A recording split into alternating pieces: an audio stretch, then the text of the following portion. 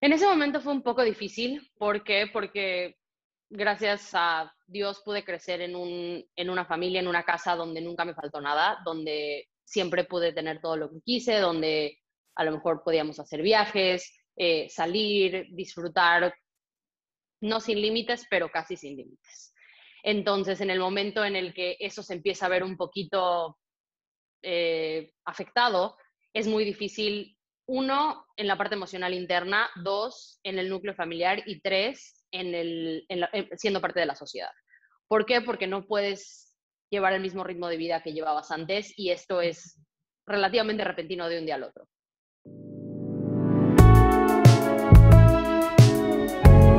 I'll surrender.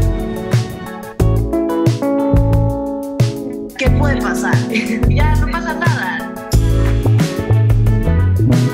Una vida de mucho cambio, pero mucho cambio causado por mí.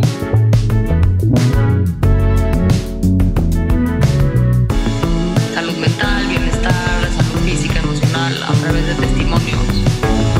I'll surrender. Surrender es aceptar la realidad.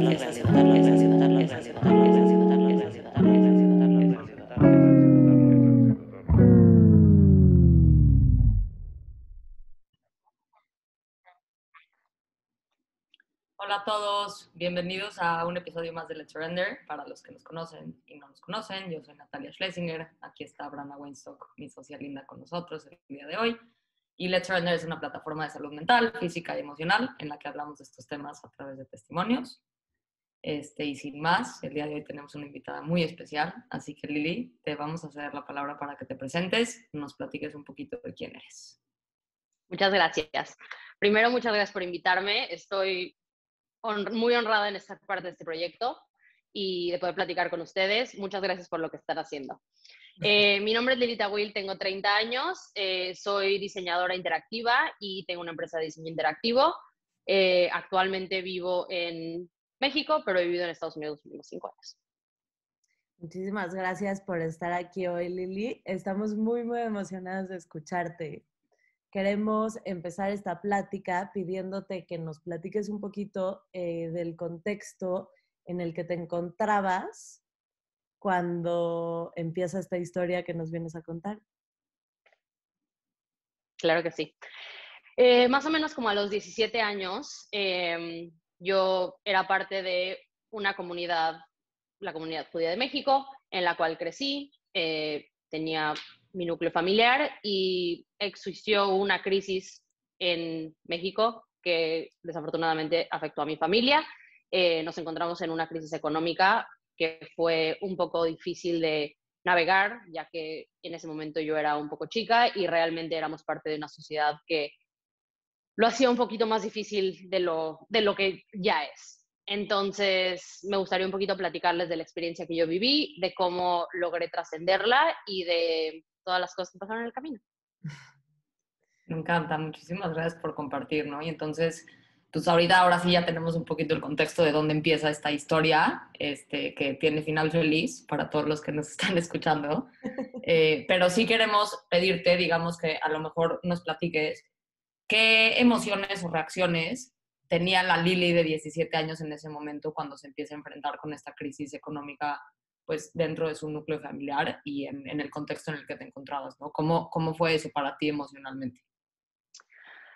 En ese momento fue un poco difícil. ¿Por qué? Porque gracias a Dios pude crecer en una familia, en una casa donde nunca me faltó nada, donde siempre pude tener todo lo que quise, donde a lo mejor podíamos hacer viajes, salir, disfrutar, no sin límites, pero casi sin límites. Entonces, en el momento en el que eso se empieza a ver un poquito afectado, es muy difícil, uno, en la parte emocional interna, dos, en el núcleo familiar y tres, siendo parte de la sociedad. ¿Por qué? Porque no puedes llevar el mismo ritmo de vida que llevabas antes y esto es relativamente repentino de un día al otro. Entonces fue muy difícil porque cómo le puedes decir a tus amigas o a quien sea, gente que está alrededor de ti, que ya no puedes hacer las cosas que antes hacías o que no te es posible a lo mejor salir o ir a un viaje o hacer ciertas cosas que eran parte de nuestro día a día, con el que estuvimos privilegiados de tener. Totalmente. Ahora, ¿qué papel jugó, por ejemplo, la vergüenza en ese momento? O sea, ¿te daba vergüenza o te daba miedo? ¿Qué emociones eran las que tenías en ese momento? Yo creo que fue un poco miedo, fue vergüenza, yo creo que sí también un poco, de no saber cómo navegarlo. ¿Por qué? Porque no era parte de nuestro día a día, porque no era parte de nuestra sociedad. Entonces, el tú ser de los primeros o el primero en comunicar esta situación o en decir no puedo porque X, Y, Z, si llegas a inventar alguna excusa, es difícil y más a esa edad, porque estás en una edad en la que la parte económica es importante relativamente para todas las cosas que se hacen en el día a día. Sí, y el sentido de pertenencia también, ¿no? Como que prepa es para todo mundo una etapa difícil. Por más que tengas todo perfecto y alineado, siempre van a ser unos años difíciles por lo mismo, porque quieres ser parte de todo, ¿no? Estás dispuesto a hacer lo que sea por sentir que perteneces. Entonces, si estás en una sociedad en donde la gente alrededor de ti viaja y igual y sale a restaurantes y gasta dinero los fines de semana, no sé, y tú de repente dejas de poder hacerlo, igual y te generaba este miedo como de voy a dejar de ser parte de, ¿no? Claro. Te genera ese miedo y por otra parte es como, ¿hasta qué punto puedo fake it? ¿Hasta qué parte puedo fingir y que nadie se dé cuenta de lo que está pasando? Además de, obviamente, lo que pasa dentro de la casa, porque tampoco es algo fácil. O sea, empiezas a escuchar cosas y, bueno, claramente yo estaba un poquito más en edad, más que, por ejemplo, mi hermano, pero empiezas a escuchar cosas entre tus papás o empiezas a enterarte de cosas que a lo mejor no son las más placenteras de saber, de a lo mejor no se puede pagar la colegiatura, a lo mejor, no sé, no se puede, no sé, pagar un coche, comprar un coche, no sé, lo que sea. O sea, como que te empiezas a enterar de ciertas cosas que a lo mejor nunca habías estado expuesto. Y se me presentaron un poco de Claro. oportunidades de a lo mejor empezar como a hacer algo. Por ejemplo, me acuerdo que me quedé un verano. Obviamente todas mis amigas se habían ido de viaje, yo me quedé un verano porque no podía ir a ningún lado y me puse a trabajar. Y me puse a trabajar y al principio fue como muy casual. Dije, no, me quedé en México y me puse a trabajar y me gustó. La verdad fue algo que disfruté mucho y como que me ayudó un poco como a distraerme de lo que estaba pasando. No tanto distraerme, pero como poder a lo mejor seguir sobrellevando esa vida y creyéndome yo esa misma historia que claro que en algún momento a lo mejor iba a caerse el teatro, ¿no? Pero eso me ayudó mucho. Y esto fue relativamente chico, creo que tenía 16 o 17 años.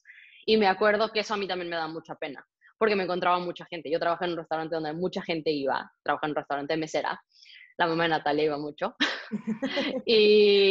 Y la gente era, ay, qué bueno que trabajas. Y yo, sí, qué madre, qué emoción. Pero a mí realmente, en ese momento, no sé, como que lo encontré y me ayudó a refugiarme mucho, pero también por otro lado me daba un poco de pena porque no era algo que la gente a lo mejor hacía a mi edad. Claro. Claro, 100%. Dijiste cosas muy importantes, ¿no? O sea, lo primero es como este enfrentamiento, creo, a una edad así donde estamos hablando de cosas que siempre damos por hecho, ¿no? Hablando desde el privilegio del que venimos. O sea, como ya olvídate de salir a comer, ¿no? O sea, pero puta, pagar la colegiatura, esto, lo otro. Y de repente empezarme a dar cuenta que no vivo en la historia pues, que me he contado toda mi vida, que era donde yo vivía antes. Y después como, o sea, la dicotomía y lo paradójico que es como que encontrar algo que te puede ayudar como a medio sobrevivir, pero al mismo tiempo, entonces eso también me da pena porque en México eso no hacemos, ¿no? O sea, cómo va a ser que estás trabajando de mesera en un restaurante, ¿no? O sea, en la prepa. ¿Cómo puede ser que no estás con tus amigos echando relajo el fin de semana y estás chambeando, ¿no? Y me pasó muchas veces, la verdad me pasó muchas veces en el que mis amigas salían y a mí me tocaba trabajar un sábado en la noche y yo trabajaba un sábado en la noche y ni modo, y sí me daba, no sé, me daba FOMO, algo me daba, pero yo decía, es que quiero estar ahí, pero a la vez como que aprendí un poquito esta es mi situación, como que desde ese entonces empecé un poquito en ese entonces a como pude, pero de asimilar las cosas. Entonces para mí era, bueno, esta es mi realidad, entonces cómo voy a hacer para hacer mi realidad lo mejor posible y con buena cara. O sea, la verdad siempre he sido una persona que se trata de mantener positiva, con buena actitud, con buena gana. Entonces, como que también creo que eso me ayudó mucho, ya que pasó un tiempo, a lo mejor pasó, no sé, 6, 7 meses, como que empecé a hacerlo parte de mi vida y a disfrutarlo. Y era como más, también hasta después se volvió un poquito de orgullo. Y eso fue a lo mejor un año después, que decían, ay, ¿cómo trabajas? Está buenísimo. Y tú tienes tu dinero. Y yo, sí, está buenísimo. Y como que yo solita me empecé como a lo mejor a contar esa historia, que después me empecé a creer. No, y Me que encanta. sí es un orgullo que hayas trabajado desde tan chiquita, la verdad.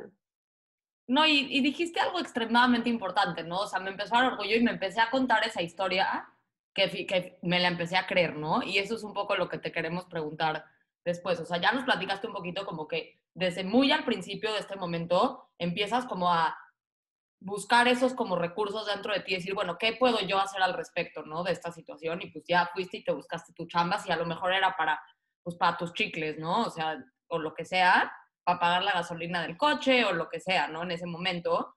Pero ¿cómo empiezas a enfrentar estas emociones que tenías, ¿no? Porque ya nos platicaste un gran ejemplo de cómo algo que te daba pena de repente se convierte en una fuente de orgullo en tu vida, ¿no? Entonces, ¿cómo empiezas a enfrentar todas estas emociones que estaban pasando tan rápido en una etapa tan crítica de la formación de una persona, ¿no? O sea, porque estamos hablando de entre tus 17 y 18, 19 años.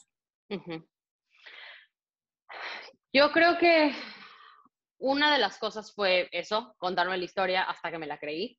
Mucho apoyo también de la gente de mi alrededor, también de mis papás. O sea, la verdad es que mis papás siempre también me apoyaron mucho con todo lo que pasó. Mi mamá es psicóloga y la verdad creo que eso también ayudó muchísimo porque ella como que pudo ayudarnos a lograr navegar esto juntos cuando ella también estaba dentro, que para mí eso se me hace extremadamente difícil. O sea, yo haberlo vivido, tener que coachear a 3 personas más, además de uno mismo, y además tener que como buscar soluciones para vivir y sobrevivir, se me hace extremadamente complicado.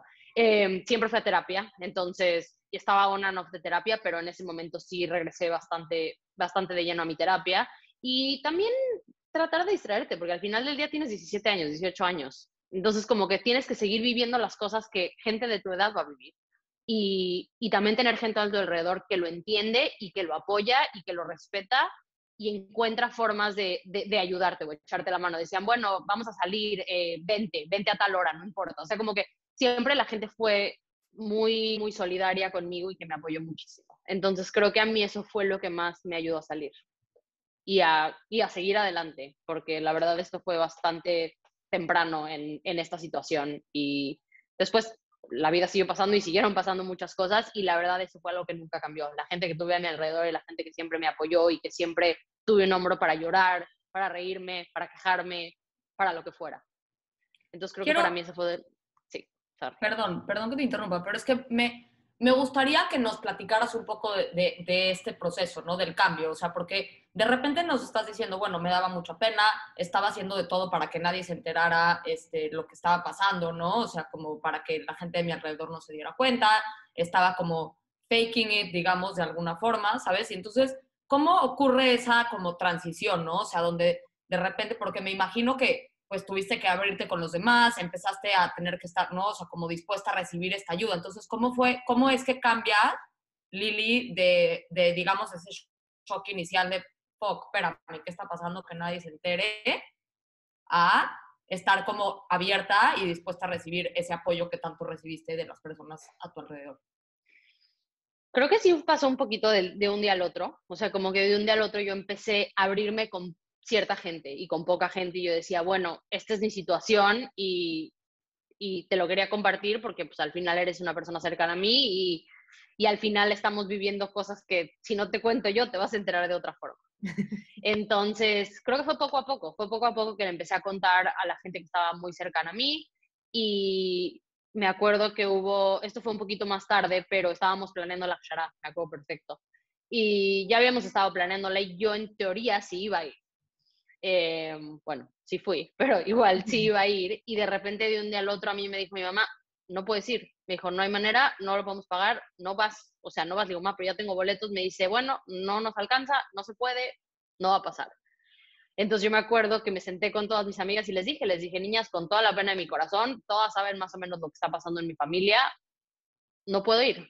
me duele muchísimo y ya tengo boletos y ya sé, pero me da muchísima pena, pero no puedo ir. Y me acuerdo que fue muy duro para mí, pero a la vez me sentí tan en familia y me sentí como tan en confianza que dije, ni modo, no van a dejar de ser mis amigas si no voy. Sí, sí me voy a perder el viaje de la vida a lo mejor, pero sé que no me van a juzgar. Y tengo que ser abierta porque al final del día, pues, ¿qué otra? ¿No? Y, y me acuerdo que estuvo un poquito difícil decirlo y, no sé, a lo mejor habría sido en abril. Y todos los angelitos que se fueron conmigo de Akshara decidieron regalarme de cumpleaños que sí me vaya. Y yo me acuerdo que no, yo no lo podía creer, no lo podía creer. Yo decía, pero es que no lo puedo aceptar porque no puedo recibir esto de ustedes. Las amo, las adoro, son mis hermanas, pero no tienen por qué hacer esto. O sea, como que yo no quería darle cargas a nadie, ni trabajo a nadie, y la verdad que todas lo hicieron de todo corazón y toda mi vida voy a estar agradecida por eso. Porque la verdad creo que sí cambiaron muchísimo mi vida en ese momento. Porque era un momento muy difícil en mi casa. Entonces fue algo muy, muy especial y muy importante para mí. Ay, qué bonito. ¿Sabes qué? Qué padre haber estado, como antes de empezar esta plática, tú me lo repetiste varias veces, me dijiste, es que yo estuve en el lugar ideal para vivir una crisis económica, ¿no? O sea, estuve con la gente perfecta y sí es impresionante cómo el universo tiene sus formas extrañas de colocarte con las personas que necesitas para que ellas pudieran, o sea, no es fácil que una niña de 17 años tenga la madurez o 18 de sentarse con sus amigas y abrirse y hablar de este tipo de temas, ¿sabes? Y que las amigas lo reciban de la manera en la que lo recibieron. Entonces creo que tanto un lado como el otro tuvo muchísima suerte y fue una coincidencia increíble de poder como acompañarte y tú dejarte acompañar por ellas. Queremos preguntarte si en estos momentos acudiste a algún tipo de ayuda profesional. En ese momento no. Terapia, iba a terapia siempre. Cuando busqué ayuda un poquito más adelante, porque realmente la necesitaba, sí pasaron unos años después, yo regresé después de un viaje de 2 meses, también me quedé un poco sola porque todas mis amigas sí se fueron 6 meses, entonces también ese fue otro capítulo en el que tienes como que un poquito abrirte al mundo real y a otra situación que a lo mejor no era la más común. Yo regresé, seguía yo trabajando, entré a la universidad, pero entré sola, al contrario de otra gente que entra a lo mejor con gente conocida. Entonces, como que poquito a poco fui navegando esa situación. También es abrirte un poquito al mundo real, en el cual a lo mejor vivíamos en una burbuja un poquito más cerrada y el mundo real es un poco diferente. Entonces, ese fue también un cambio importante. Y un poquito más tarde, unos cuantos años después, sí, pasaron varias cosas. Digo, la crisis económica seguía de una forma u otra. Sí hubieron varios cambios en mi familia. Mi papá tuvo un tema de depresión, entonces como que mi mamá tuvo un poco que sacar adelante las cosas y yo echándole la mano, o sea, como que haciéndolo en mancuerna a todos, ¿no? Y también, por ejemplo, pagar la universidad era muy complicado, era muy difícil. Y era esa ansiedad y ese estrés de cómo le voy a hacer para pagar la universidad el siguiente semestre. O sea, como que eran cosas que sí vivía en un día a día que eran complicadas. Sí, la verdad que sí.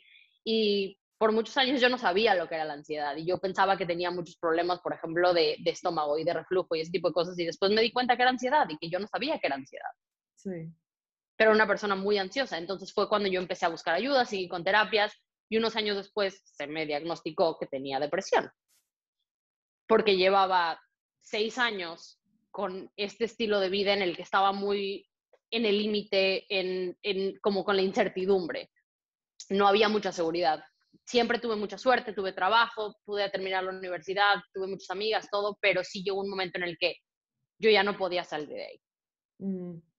Claro. Entonces caí en una depresión no tan fuerte, porque siempre fui una persona, como dije, muy positiva y yo no soy mucho de caer en ese tipo de actitudes. Yo, aunque no tuviera ganas de hacer absolutamente nada, igual lo hacía. Sí. O sea, yo me paraba todos los días a las 5 de la mañana a ir al gimnasio, aunque no tenía ganas de hacer absolutamente nada. Me iba y me sentaba en comidas, aunque no quería ir. Siempre fui así. Por eso fue más difícil diagnosticar mi depresión, porque yo seguía haciendo todo a 1000. Entonces nadie se dio cuenta hasta que mi psicóloga me dijo, tienes una depresión fuerte y llevas con una depresión fuerte 2 años. me dijo, y necesitas estar medicada. Claro.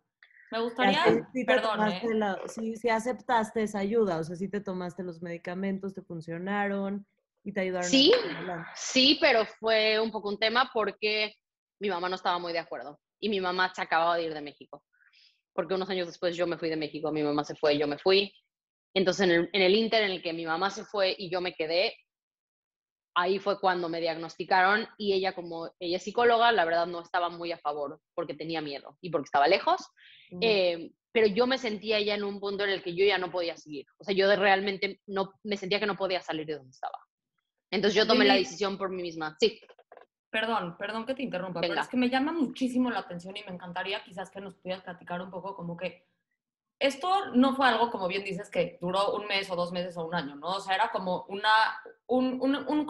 enfrentamiento constante con la incertidumbre, con la falta de seguridad económica, con el, como bien dices, ¿no? O sea, no se acabó en el no puedo irme de viaje con mis amigas, sino que continúa cómo voy a pagar la universidad, cómo voy, ¿no? O sea, y todos los que estábamos ahí a tu alrededor nos acordamos, o sea, trabajaste toda tu carrera y buscabas la manera de hacer las cosas, pero hoy que lo ves para atrás, ¿puedes entender o ver de dónde sacabas esa fuerza tan cabrona que tenías adentro de ti como para poder salir adelante de todo esto? O sea, porque lo estabas manejando todo este tiempo, o sea, sí caíste en una depresión, sí tenías ansiedad, pero lo estabas manejando. Como bien dijiste, terminaste la carrera, te pudiste salir de México, y sí, ¿me entiendes? Entonces, ¿de dónde salió esto?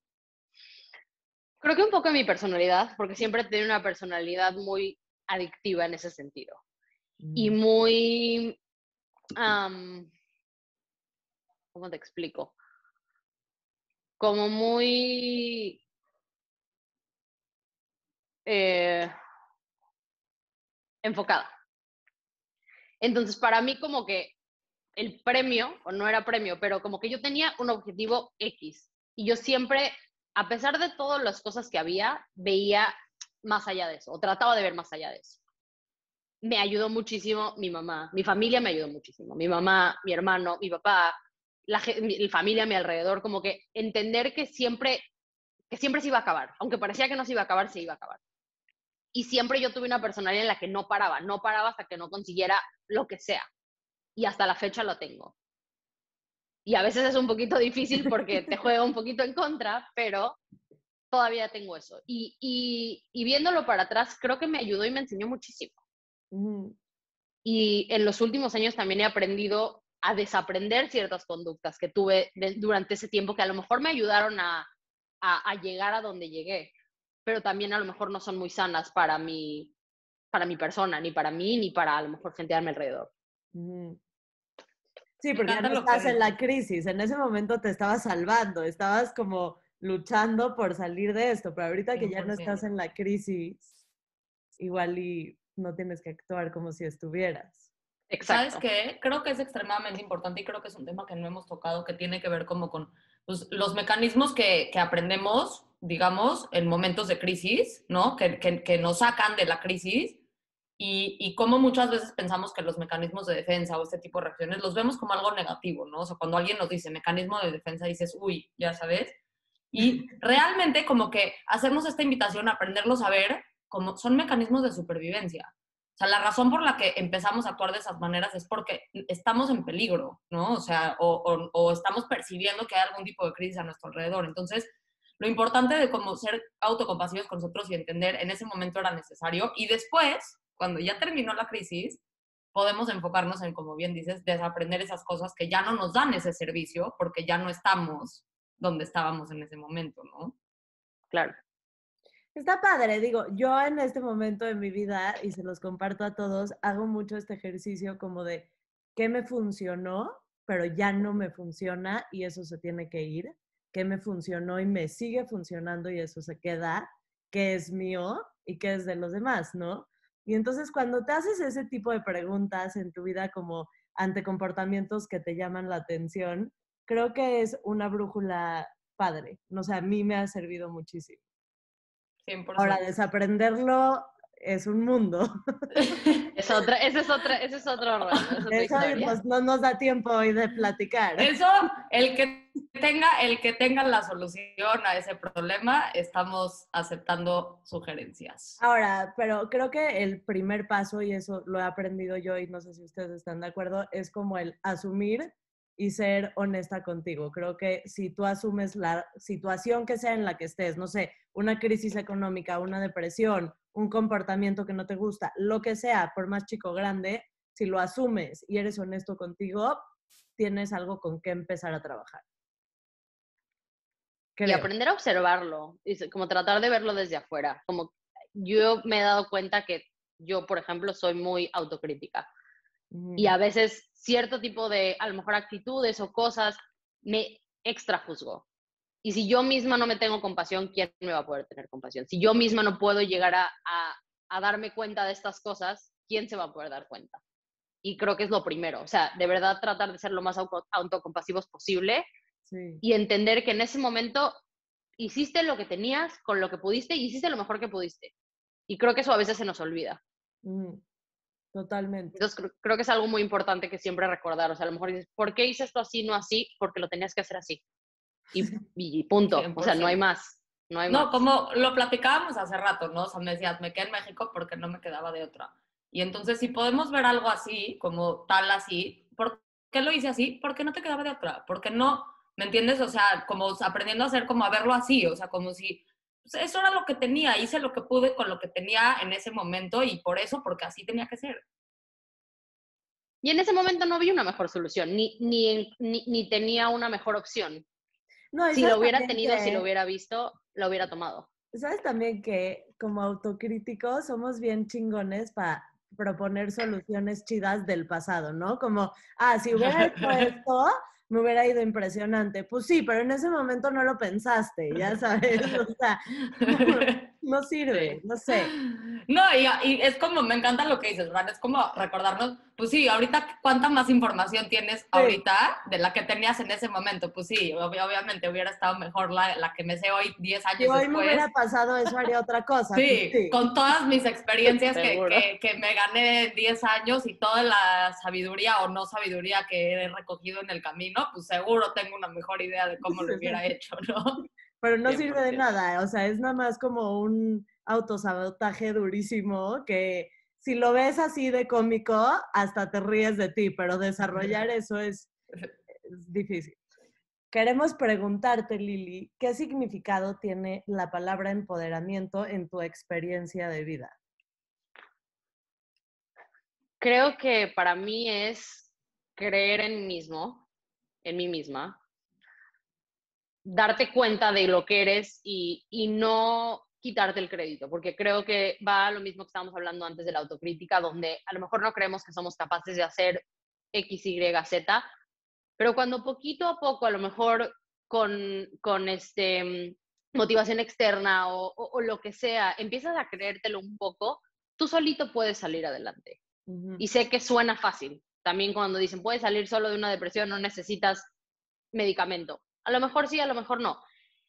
Toma bastante trabajo y la verdad no tengo una respuesta ni una solución. No sé cómo empoderarme a mí misma a veces sí sé. O sea, realmente como que creo que varía y depende de la situación en la que te encuentres y creo que poquito a poco la vida te va poniendo cosas como para que tú solo sigas adelante. O sea, como que te va poniendo esas cosas en el camino como para que vayas tomando decisión A o B y empieces a ver las cosas, ya sea buenas o no tan buenas, porque nada realmente es bueno o malo, son cosas que pasan, decides A, decides B y asume las consecuencias de una o de la otra. Entonces creo que es ir navegando por la vida y decir, sí puedo, sí sigo, sí voy y mantener una actitud positiva. Creo que al final del día es eso y creer en ti mismo y creer en y apreciar a la gente de tu alrededor y saber que siempre hay una luz al final del camino, aunque a veces parece que no hay, siempre hay. Chance se tarda, pero llega. 100%, a lo mejor es el maxi túnel de Acapulco, pero llega, ¿no? No, sí, y me encanta lo que dices como de no calificar como tus decisiones en buenas o malas, sino nada más como decisiones, ¿no? En ese momento tengo la capacidad de tomar esta decisión y explorar por aquí qué es lo que me va a traer la vida. Y si no funciona, se te va a abrir una gama de opciones en las que vas a poder tomar otra decisión basada en tus capacidades de ese momento. Y entonces como ir navegándolo así y siendo compasivo contigo, se me hace como una manera muy bonita de navegar la vida. Y creo que otra cosa importante que yo he aprendido últimamente es que al final todo se te presenta como se te tiene que presentar para que aprendas lo que tengas que aprender. Sí. Y a veces se nos repite la misma lección 8 veces porque no la hemos aprendido y cada vez a lo mejor se pone peor o se pone más complicada, pero creo que cada situación y cada cosa que se te presente en cada paso del camino es para que aprendas lo que tienes que aprender. Ujú. Y creo que algo que a mí me ha funcionado mucho es tratar de estar lo más abierto posible a lo que venga, que a veces no es lo que queremos escuchar, que a veces es difícil darnos cuenta qué es lo que tenemos que aprender, porque pueden ser lecciones duras o pueden ser cosas que a lo mejor nosotros mismos nos contamos una historia de la cual no nos queremos dar cuenta y nada más como que nos estamos chamaqueando. Sí, sí. Entonces todo pasa, para mí todo pasa por algo y todo se acomoda de cierta forma para un bien mayor, ya sea en un mes, en un año, en 10 años, en 2 días. Entonces, confiar un poquito, yo sí confío mucho en el destino y en lo que viene para ti, En No, el y- proceso, ¿no? Sí. en el Claro, proceso. o sea, es como aprender a confiar. Creo que eso es algo que yo sé que las 3 personas que estamos aquí tenemos en común, ¿no? O sea, como que llamarlo como queramos, o sea, pero hay algo que sabe mucho más y mejor que nosotros, que es lo mejor para nosotros, y el universo tiene los mejores planes para, ¿no? O sea, eso, y es una forma de elegir la vida, ¿no? O sea, uno elige, bueno, yo creo, creer eso, ya si es verdad o no es verdad o lo que sea, va más allá, ¿no? O sea, pero como elegir creerlo es Sí. una forma muy bonita de vivir la vida. Sí, Y te libera mucho. Hoy Perdón. justo vi una quote de una escritora muy chida que se llama Gabby Bernstein, léanla porque está muy padre. Digo, es como una manera muy bonita de entender la existencia, sus libros. Y decía como cuando tengas alguna duda y no sepas qué camino tomar, nada más observa lo que el universo te está tratando de decir. Y si lo haces, te vas a dar cuenta de cómo hay muchas señales que ignoras. Y eso es padre. O sea, como conectarte con eso, no sé, algo más allá de ti. ¿Qué papel ha jugado en tu vida tu sistema de soporte? Sabemos que es importante. Para mí ha sido todo. Y esto es a nivel familiar, amigos, a lo mejor jefes, gente que ha trabajado conmigo, gente que siempre ha estado a mi alrededor. Yo siempre he sido una persona de gente. También eso fue parte de mi aprendizaje. Yo dependía mucho de los demás. Entonces también eso fue un aprendizaje para mí de aprender a estar, a confiar y vivir conmigo y estar bien yo conmigo. Y yo estando bien conmigo, puedo estar bien con quien sea. Creo que eso fue una lección que aprendí chica, por ejemplo, cuando me regresé y no estaban mis amigas y no había nadie con quien yo podía estar y como que empecé a aprender poco a poco a estar sola y entender que nosotros somos nuestra mejor compañía, uno, y que toda la gente de nuestro alrededor está ahí por una razón, está en el momento correcto cuando debe de estar ahí, pero siempre es importante mantener a esa, aunque sea poca gente, realmente no necesitas 50,000 amigos, pero la gente que se te presentó en cualquier momento, como dije, pueden ser amigos, pueden ser familiares, puede ser gente que trabaja contigo, que con alguien conociste en la calle, realmente puede ser quien sea. Pero para mí fue lo que me ayudó a salir adelante, a levantarme, a confiar en mí, a todo, a seguir. Y además me encanta el complemento, ¿no? O sea, quiero compartir la vida y toda esta gente ha estado como ahí para mí, que no han sido las mismas personas, ¿no? Es un poco, Brana y yo siempre hablamos de que no todo el mundo está en nuestra vida para siempre. Hay gente que sí, hay gente que no, y hay gente que viene por una razón y se va. Y también creo yo que hay algo sobre estar acompañado que nos enseña a estar solos también, ¿no? O sea, hay una conexión, o sea, parece que no tiene sentido, pero como el sentirnos acompañados es lo que nos ayuda a poder estar con nosotros mismos también, ¿no? Y apreciar y ver cosas que a lo mejor nosotros no vemos. Porque tú no te ves, alguna vez hice el ejercicio con mi novio y está muy padre si la gente lo quiere hacer. Como que la gente, por ejemplo, a mí, en mi caso, mi novio, que me diga cosas que a lo mejor yo no sé de mí misma, ¿no? Entonces, que te comparta cosas que diga, eres una persona muy X, tal cosa. Y tú no te das cuenta que la gente te ve de esa forma. Y se me hace un juego y una actividad padrísima porque te empiezas a dar cuenta de cosas, de cómo la gente te ve y cómo la gente te percibe, y empiezas como a darte cuenta de quién eres a los ojos de la demás gente. Me encanta. Gracias por compartir. Es un buen ejercicio y ojalá y los demás también se lancen. Muchísimas gracias, Lili, por compartir y por estar aquí con nosotros el día de hoy. Tenemos una última pregunta para ti, así que sin más, la pregunta del millón, ¿qué es salud mental para ti? Para mí salud mental es estar bien y en paz conmigo misma, haciendo diferentes prácticas, diferentes actividades. En mi caso, por ejemplo, es meditación, ejercicio. Soy muchísimo de hacer ejercicio desde hace muchos, muchos años y a mí es algo que me ayuda muchísimo. Últimamente he empezado a leer un par de libros que me han ayudado mucho para entenderme a mí misma. El libro se llama How to Do the Work, si a alguien le interesa leerlo. Se llama How to Do the Work de Nicole Lepera. Es un libro bastante fuerte y es como un workbook. Básicamente te ayuda a entender tus patrones, a entender quién eres, cómo llegaste a ser quien eres y cómo aprender a desaprender esos patrones y esas cosas que están a lo mejor muy metidas en tu cabeza. Pero para mí es estar bien contigo mismo y poder enfrentar las situaciones que te trae la vida y poderlas enfrentar de la forma más armónica posible. Me encanta. Muchísimas gracias, Lili, por estar aquí el día de hoy, por abrirte con nosotros y ponerte vulnerable y hablar de temas incómodos cómodamente. Lo disfrutamos muchísimo las dos. Fue un placer tenerte. Muchísimas gracias por invitarme, en serio, y de verdad muchísimas gracias por lo que están haciendo. Disfruto muchísimo nuestra plática. Besos a todos.